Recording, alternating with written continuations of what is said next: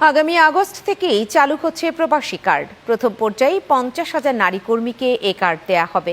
বিমানবন্দরে বিশেষ ইমিগ্রেশন, আন্তর্জাতিক বিমানবন্দর লাউঞ্জ ব্যবহারের সুযোগ, সরকারি হাসপাতালে বিশেষ সেবা সহ প্রায় 10 ধরনের সুবিধা পাবেন কার্ডধারী প্রবাসীরা।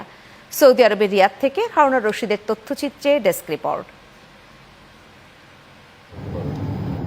প্রতি বছর কাজের সন্ধানে লাখো মানুষ পাড়ি জমান বিশ্বের বিভিন্ন দেশে।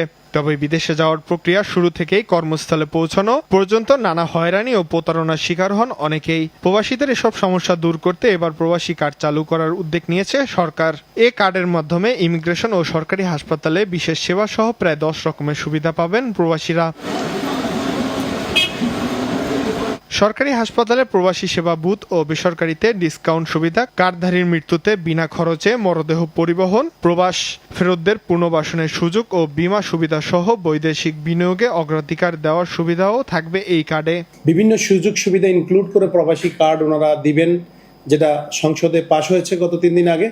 আমরা প্রবাসীদের পক্ষ থেকে বাংলাদেশ সরকারকে অভিনন্দন জানাচ্ছি। এই জন্য তাদেরকে বিমার টাকা ওই ফ্যামিলিকে দেওয়া হবে।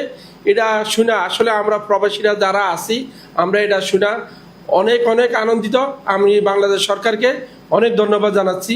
তবে প্রবাসীরা বলছেন, প্রবাসী কার্ডের প্রকৃত সাফল্য নির্ভর করবে মাঠ পর্যায়ে বাস্তবায়নের উপর। প্রবাসীরা যাতে সহজে রেমিটেন্স পাঠানোর পাশাপাশি সরকারি সেবা দ্রুত পায় তা নিশ্চিত করতে হবে। প্রবাসে যদি কোনো প্রবাসী মৃত্যুবরণ করতেন, দেশে লাশ পাঠাতে অনেক অর্থের প্রয়োজন হতো।